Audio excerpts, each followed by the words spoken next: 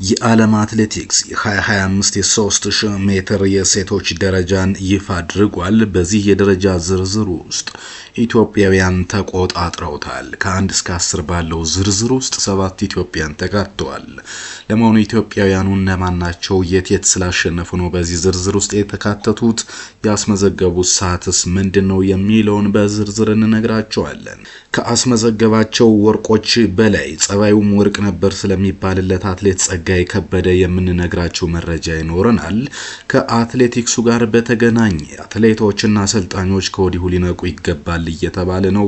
ጉዳዩ አሳሳቢ ነው። ከኤአይ ጋር ይያዛል። ኤአይ እና አትሌቲክስ ምን እያገናኛቸው ነው የሚለውን ጠቃሚ መረጃዎችን አካተንላችኋል።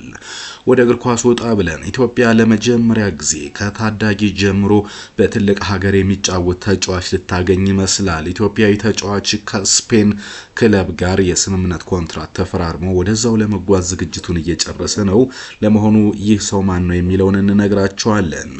የማንቸስተር ሲቲ በቀጣይ ዓመት ሻምፒየንስ ሊግ ለመሳተፍ የሚያስችለውን ውጤት ያስመዘገበበትን ወይም እድሉን አስፍቷል እንልበት የምንችልበትን ውጤት አስመዝግቧል። ብቻ አይደለም፣ በዛሬው ዕለት ስለሚደረገው የፍጻሜ ውድድር ቶትናም እና ማንቸስተር ዩናይትድ መካከል ስለሚኖረው ጨዋታም ዝርዝር መረጃዎችን እንነግራችኋለን። ሰላም እንደምን አላችሁ? ሁሉ ስፖርቶች ነን። እስከ መጨረሻው ድረስ አብራችሁን ትቆዩ ዘንድ በአክብሮት እየጋበዝን መጀመሪያ ወዳደረግነው የአትሌቲክስ አስደሳች መረጃችን እንለፍ። የኢትዮጵያ አትሌቶች ባሉበት ሁልጊዜ ማሸነፍ እንዳለ ግልጽ ነው። ይህ ደግሞ በአመቱም በየወሩም ተደምሮ አጠቃላይ በየዘርፉ አሸናፊዎች ይፋ ይደረጋሉ። ይህን ይፋ የሚያደርገው የዓለም አትሌቲክስ ገጸ ድር ነው። ዓለም አትሌቲክስ ገጸ ድር የ3000 ሜትር የዘንድሮ ውጤትን ይፋ አድርጓል። በዚህ ገጸ ድር ላይ ኢትዮጵያውያን አትሌቶች ከፍተኛ ደረጃን በመያዝ ዓለምን ተቆጣጥረውታል ማለት እንችላለን። አንደኛ የተቀመጠችው ኢትዮጵያዊት አትሌት ፍሬወይኒ ኃይሉ ነች። የቤስት 3000 ሜትር የ2025 ፍሬወይኒ 8:19:98 ያስመዘገበችው ሰዓት የዓለም ምርጥ የ3000 ሜትር የዘንድሮ የ2025 ርቀት ሆኖ ተመዝግቧል። ውድድሩን ያሸነፈችው ደግሞ በፈረንሳይ አሬና ስታድ ኮርት 11 እንደነበረ መረጃው ያሳያል። ከፍሬወይኒ ኃይሉ በተጨማሪ ሂሩት መሸሻ ሌላኛው ኢትዮጵያዊት አትሌት ስትሆን ከዓለም በሁለተኛ ደረጃ ላይ ተቀምጣለች። ሂሩት መሸሻ ይህን ውጤት ያስመዘገበችው ባንሲስ ስፖርት ኮምፕሌክስ በአሜሪካ እንደሆነ መረጃው ያሳያል። የሩጫ የተካሄደበትም ግንቦት 4 2025 እንደሆነ መረጃው ወጥቷል። ሶስተኛ ኢትዮጵያዊት አትሌት በቅርብ ጊዜ በግሬት ማንቸስተር ሩጫ ላይ በአስደናቂ ሁኔታ 10 ኪሎ ሜትር ውድድር ያሸነፈችው መዲና ኢሳን እናገኛለን። መዲና ኢሳም በዛው ባንሲን ስፖርት ኮምፕሌክስ ያስመዘገበችው ውጤት በ1233 ነጥቦች ሶስተኛ ላይ እንድትቀመጥ ሲያደርጋት የገባችበት ሰዓትም 8:23:08 ነው። ኢትዮጵያ መካከል አንድ የገባችው ኬንያዊ አትሌት አንገስ ጀቤት ነጊች ነች። ይህች አትሌትም በዛው በአሜሪካ ይህንን ፈጣን ሰዓት ያስመዘገበች ሲሆን 8:23:14 ሆኖ ተመዝግቧል። የአሜሪካ ቦታ ሰዓትን ለማሻሻል እጅግ ተመራጩ ቦታ መሆኑን ከዚህ መገንዘብ እንችላለን። ሌላኛው ኢትዮጵያዊ ጽጌ ገብረ ሰላማ አሁን ላይ በአምስተኛ ደረጃ በ8:24:47 በመግባት በ2025 ፈጣን ሰዓት ካስመዘገቡ ኢትዮጵያን አትሌቶች መካከል አንዷ ሆናለች። ጽጌ ገብረ ሰላማ በ1228 ነጥቦች በአንሲን ስፖርት ኮምፕሌክስ ባደረገችው ውድድር ያስመዘገበችው 8:24:47 በአምስተኛ ደረጃ ላይ ያስቀምጧታል። ስድስተኛ ደረጃን የያዘችው ደግሞ ጉዳፍ ጸጋይ ነች። ጀግናው አትሌት ጉዳፍ ጸጋይ 8:25:12 በመያዝ ይህኛውን ውጤቷ ማለት ነው በአስደናቂ ሁኔታ ኢትዮጵያን አትሌቶች እንዲቆጣጠሩት የበኩሏን ማድረግ ችላለች። ቦታው ሊቨን ፈረንሳይ የገባችበት ሲሆን ያገኘችው ነጥብ ደግሞ 1250 በአጠቃላይ የተሰጣት ሆኖ ተመዝግቧል። ብርቄ ኃይሎም 8:25:37 በመግባት ሌላኛው የኢትዮጵያ ደረጃን ከፍ ያደረገች አትሌት ሆናለች። እሷም በአሬና ስታድ ኮቨርት በሊቨን ፈረንሳይ የተመዘገበ ሰዓት ነው።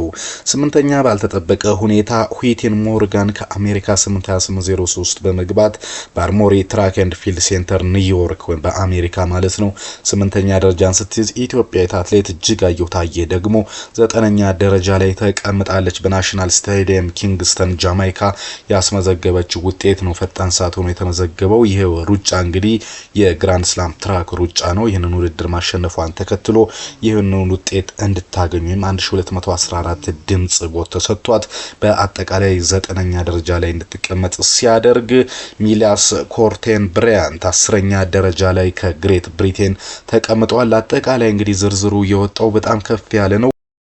ሰናይት ጌታቸው ከኢትዮጵያ 24ኛ ደረጃ ላይ ያለች፣ ቻይና አዲስ መብራቱ 26 እንዲሁም የኔዋ ንብረት 27ኛ ደረጃ ላይ ተቀምጧል። አጠቃላይ ግን ዝርዝሩ የወጣው ከአንድ ጀምሮ እስከ 100 ያለውን ነው እኛ ለመመልከት የሞከርነው። በዚህ ውስጥ እጅግ በርካታ የኢትዮጵያ አትሌቶች መኖራቸውን አይተናል። ወደ ሌላ መረጃ እንለፍ። ክቡራን የሁሉ ስፖርት ቤተሰቦች አመለ ወርቁ እየተባለ ስለሚሞካሸው አትሌት ጸጋይ ከበደ የተወሰኑ መረጃዎችን እንንገራችሁ። ይህ አትሌት ብዙ ያልተወራለት በአትሌቲክሱ ትልቅ ታሪክ ያለው አትሌት ሲሆን ከብዙ በጥቂቱ እነዚህ መረጃዎች እናጋራችሁ። በ2008 በቤጂንግ ኦሎምፒክ ማራቶን የነሐስ ሜዳሊያ ባለቤት ነው። የሀገሩ ባንዲራም በዓለም መድረክ ከፍ አድርጎ ያውለበለበ ነው አትሌት ጸጋይ ከበደ። በርካቶች ግን ከወርቅ ከነሐስ ከሜዳሊያ በላይ ጥሩ የጸባይ ያለው ወርቃማ አመለሸጋ ነው ይሉታል።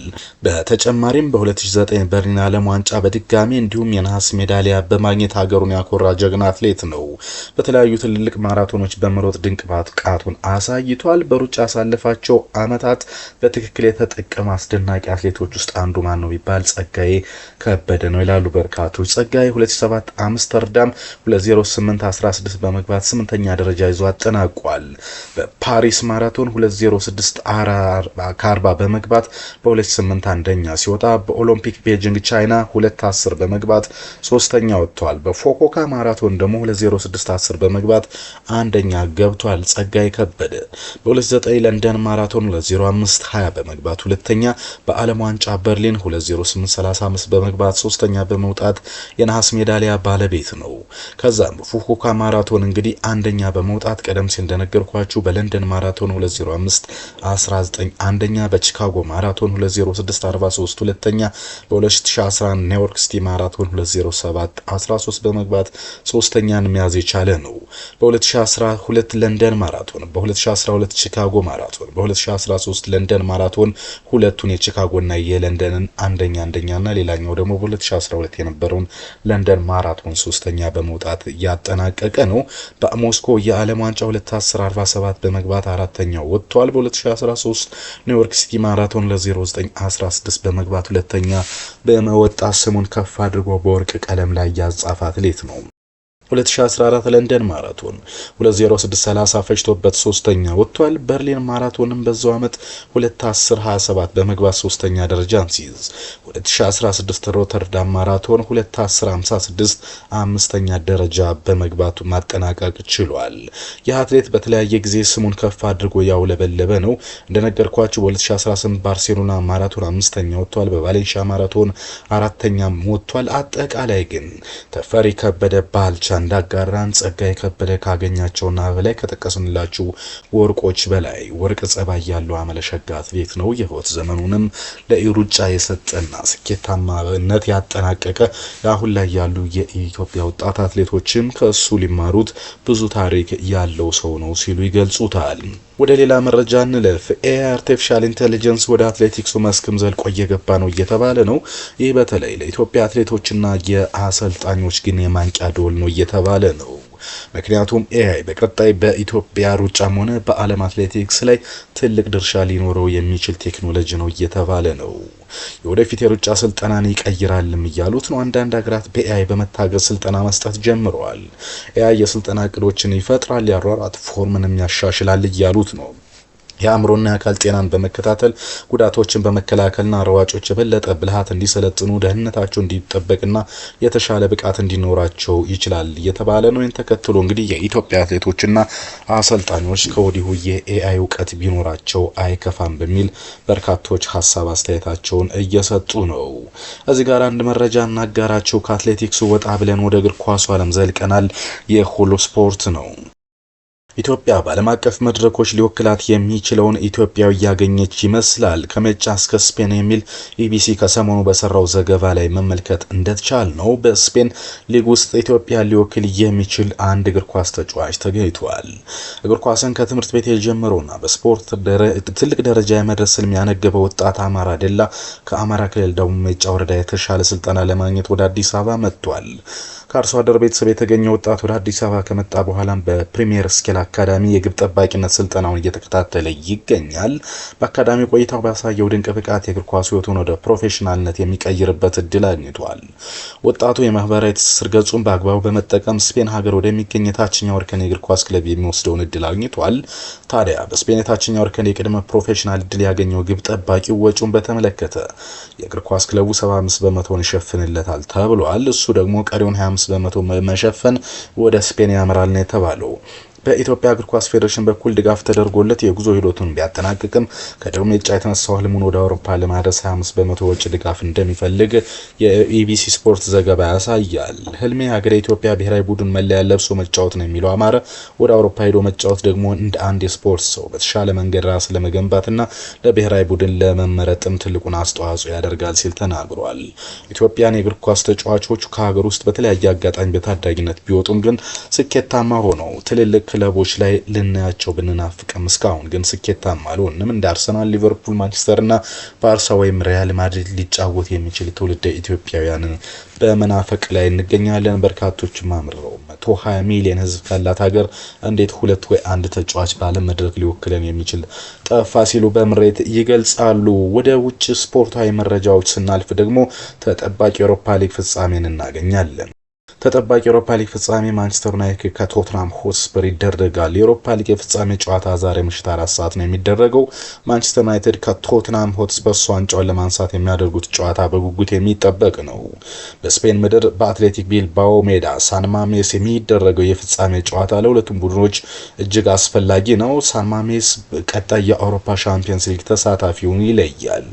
በእንግሊዝ ፕሪሚየር ሊግ ደካማ ውድድር ዓመት ያሳለፉት ሁለቱ ቡድኖች ዋንጫውን ማሸነፍ አንድም ለቀጣይ ዓመት የአውሮፓ ሻምፒየንስ ሊግ ተሳትፎ ያበቃቸዋል። በሌላ በኩል በውድድር ዓመቱ የተከፋውን ደጋፊ ለመካስ ያላቸው ብቸኛ ተስፋ አድርገው አይተውታል። ስለዚህ ይህ ውድድር እጅግ ከባድ እንደሚሆን እየተጠበቀ ነው። ማንቸስተር ዩናይትድ ምንም ጨዋታ ሳይሸነፍ ለፍጻሜ ጨዋታ የደረሰ ሲሆን ዛሬ የፍጻሜ ጨዋታ በሚደረግበት ሳን ማሜስ አትሌቲክ ቢልባኦን 3-0 ማሸነፉ ይታወሳል። በ2017 በጆዜ ሞሪኖ እየተመራ አያክስን አሸንፎ የአውሮፓ ሊግ አሸናፊ የነበረው ማንቸስተር ዩናይትድ በሌላኛው ፖርቹጋል ላይ ሩበን አሞሪም እየተመራ ዋንጫውን ይሳካ ይሆናል የሚለው እየተጠበቀ ነው። ቶትናም በሊጉ ደካማ ውድድር ዓመት አሳልፏል። በአውሮፓ ሊግ አሸንፎ የመጣቸው ቡድኖች በአውሮፓ ሊግ የነበረውን ጥንካሬ ግን የሚያሳይ ነው። የአውሮፓ ሊግ ዋንጫ ቶትናም 2 ጊዜ ማንሳት የቻለ ሲሆን ማንቸስተር ዩናይትድ 1 ጊዜ ዋንጫው አሸናፊ ሆኗል። ይህ ውድድር እንግዲህ ዛሬ በጉጉት እየተጠበቀ ነው። ለመሆኑ እናንተ ይህንን የእግር ኳስ ውድድር ወይም ደግሞ የፍጻሜ ጨዋታ ማን ያሸንፋል ብላችሁ ትገምታላችሁ? ኮሜንት ላይ ጻፉልን። ወደ መጨረሻው መረጃ ተሻግረናል። ማንቸስተር ሲቲ በቀጣይ ዓመት የሻምፒየንስ ሊግ የመሳተፍ እድሉን አስፍቷል። በ37ኛው ሳምንት የእንግሊዝ ፕሪሚየር ሊግ ጨዋታ ማንቸስተር ሲቲ በርንማውዝን 3-1 በማሸነፍ ለቀጣዩ ዓመት የሻምፒየንስ ሊግ ተሳትፎ ያሳካበት እድል አስፍቷል። የሲቲን ቀዳሚ ግብ ማርሙሽ በ14ኛ ደቂቃ ሲያስቆጥር ቀሪዎቹን ግቦች ሲልቫ በ38ኛ እና ጎንዛሌዝ በ87ኛው ደቂቃ ከመረብ አሳርፈዋል። የበርንማውዝን ብቸኛ ግብ ዴሚስ በ96ኛው ደቂቃ ነው ማስቆጠር የቻለው። ውጤቱን ተከትሎ ማንቸስተር ሲቲ በ68 ነጥብ 3ኛ ደረጃ ላይ ነው። ለቀጣይ ዓመት የሻምፒየንስ ሊግ ውድድር አንድ እርምጃ ወደፊትም ተጠግቷል ልንል እንችላለን። በጨዋታው ሁለት ቡድኖች ተጫዋቾቻቸውን አጥተዋል፣ በቀይ ካርድ ማለት ነው። በዚህም የሲቲው ተጫዋች ማቲው ኮቫቪች በ67ኛው ደቂቃ እንዲሁም ደግሞ የበርንማውዝ ተጫዋች ሊዩስ ኩክ በ73ኛው ደቂቃ በቀይ ካርድ ከሜዳ የወጡበት ጨዋታ ነበር። በአመቱ መጨረሻ ከክለቡ መልቀቁ እርግጥ የሆነው የማንቸስተር አማካይ ተጫዋች ኬቨን ደብሮን በኢታድ የመጨረሻ ጨዋታውን አድርጓል። ከሲቲ ደጋፊዎች በምስጋና የታጀበ ስንብት ተደርጎለታል። ክቡራትና ክቡራን የሁሉ ስፖርት ሰዎች ነበር። በቀጣይ ከሌሎች ጉዳዮችን ይዤ እመለሳለሁ። እስከዛው መልካም ጊዜ። ቻው ቻው።